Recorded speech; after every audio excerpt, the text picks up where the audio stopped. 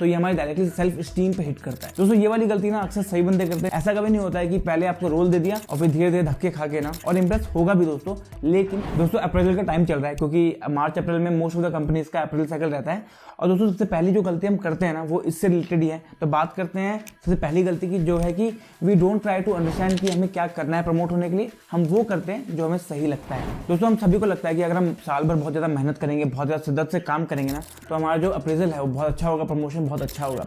लेकिन दोस्तों अक्सर ऐसा होता है कि हम बहुत ज़्यादा साल भर मेहनत तो करते हैं अपने हिसाब से, लेकिन जब अप्रेजल का टाइम आता है ना तो हमारा वो बहुत अच्छा नहीं होता, या फिर जो हम सोच रहे थे कि ऐसा होगा वैसा नहीं होता है। क्योंकि दोस्तों हमने कभी अपने मैनेजर से या लीड से नहीं पूछा ही नहीं होता है कि उनकी क्या एक्सपेक्टेशंस है हमसे, वो क्या चाहते हैं कि हम किन चीज़ों पे इंप्रूव करें, कौन से स्किल पे काम करें, किन चीज़ों पे फोकस करें, या फिर जो प्रमोशन के बाद हमें रोल मिलने वाला है हमने कभी उसके बारे में सोचा ही नहीं होता है कि हम उसके अकॉर्डिंगली कुछ कर रहे हैं कि नहीं कर रहे हैं, हम उसके लिए कुछ स्किल डेवलप कर रहे हैं कि नहीं कर रहे हैं। क्योंकि दोस्तों कोई भी कंपनी या फिर मैनेजर आपको एक पर्टिकुलर रोल तभी देता है जब उसको लगता है कि आप उस रोल के लिए फिट बैठते हैं, राइट। ऐसा कभी नहीं होता है कि पहले आपको रोल दे दिया और फिर आपको सीखने का टाइम दिया जाएगा, क्योंकि ऑब्वियसली उनका रिसोर्स, उनका टाइम दोनों ही उसमें वेस्ट होता है। तो हमेशा दोस्तों जब भी साल स्टार्ट होता है, जो अप्रैल साइकिल है वो स्टार्ट होता है, उसके स्टार्टिंग में अपने मैनेजर से, लीड से कनेक्ट कीजिए, उनसे पूछिए कि आपसे वो क्या एक्सपेक्ट करते हैं पूरे साल भर, कौन से स्किल पे आपको फोकस करना है, कौन से स्किल को एनहांस करना है, किन चीज़ों पे काम करना है, राइट। और ना उसको एक मेल में ड्राफ्ट करके उनको सेंड कर दीजिए एज ए MOM।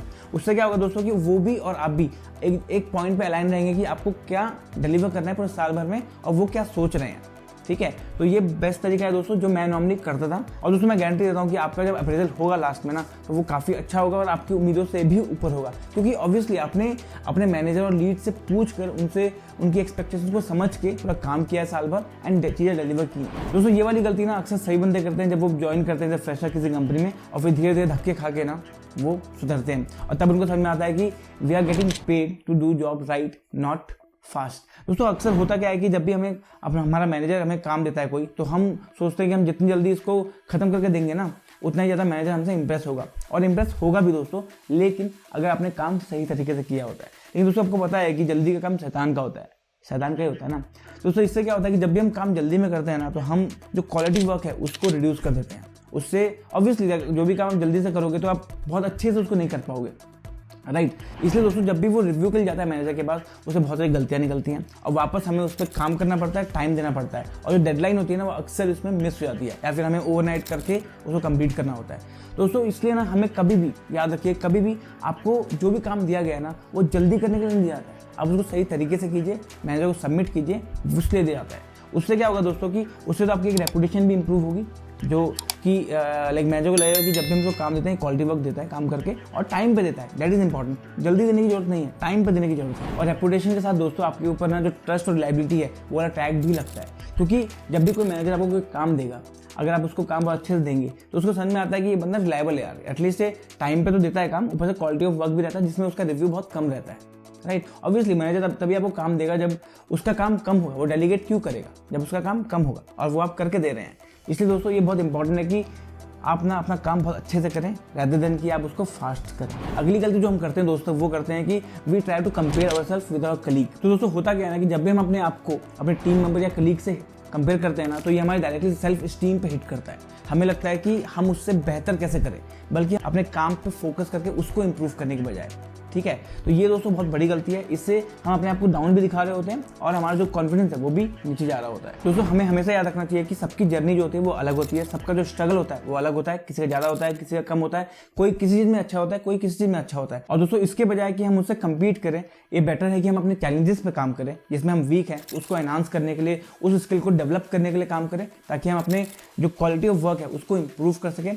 और दोस्तों इसके साथ ही बेटर होगा कि आप अपने जो कलीग हैं उनके साथ पार्टिसिपेट करें उनके काम में, और उससे क्या होगा कि आपकी नई नई लर्निंग्स होगी, और आपका जो एक कम्पिटिटिव माइंड है, नेगेटिव कम्पिटिटिव माइंड है ना, कि जिससे आप कंपेयर कर रहे हैं अपने आप को उसके साथ, वो अब खत्म हो जाएगा और आपकी बॉन्डिंग भी बनेगी और आप एक अच्छे टीम प्लेयर उभर के भी आएंगे। अगली गलती दोस्तों जो हम करते हैं ना वो है we don't try to listen and we don't try to observe carefully.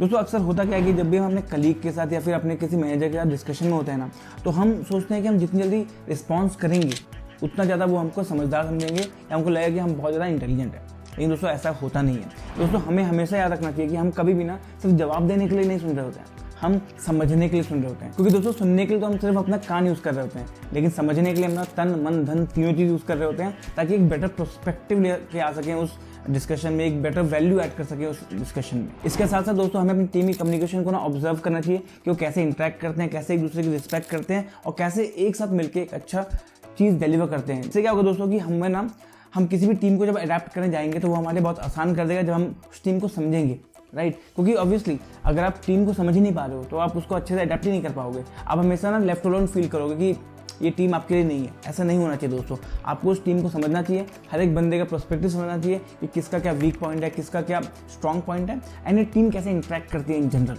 Right, ताकि आप उस टीम में अडेप्ट भी कर सको और अच्छे से एज ए टीम वर्क काम भी कर सको। इससे दोस्तों आपका भी काम इंप्रूव होगा और एज ए टीम आप जो डिलीवर करोगे वो भी बहुत अच्छे से कर पाओगे। तो दोस्तों ये थे 4 गलतियां जो मुझे लगता है कि हर एक बंदा करता है अपने प्रोफेशनल लाइफ में, जिसकी वजह से उसका अप्रेजल अच्छा भी नहीं होता और सेकंड थिंग वो अपने वर्क प्लेस में ना बहुत ज़्यादा खुश नहीं हो पाता है। क्योंकि इन सब चीज़ों में ना आप देखोगे तो टीम प्लेयर आप नहीं बन पाते बहुत अच्छे से, आप बहुत क्वालिटी ऑफ वर्क नहीं दे पाते हैं, आपको पता नहीं होता है कि किस चीज़ पे फोकस करना है, राइट। तो आप इन चीज़ों पे अगर फोकस करोगे, इन 4 पॉइंट से फोकस करोगे दोस्तों, तो आई गारंटी हो कि आप अपने वर्क प्लेस से खुश भी रहोगे और आपकी टीम बॉन्डिंग अच्छी होगी और आपका appraisal end of the year बहुत अच्छा होगा।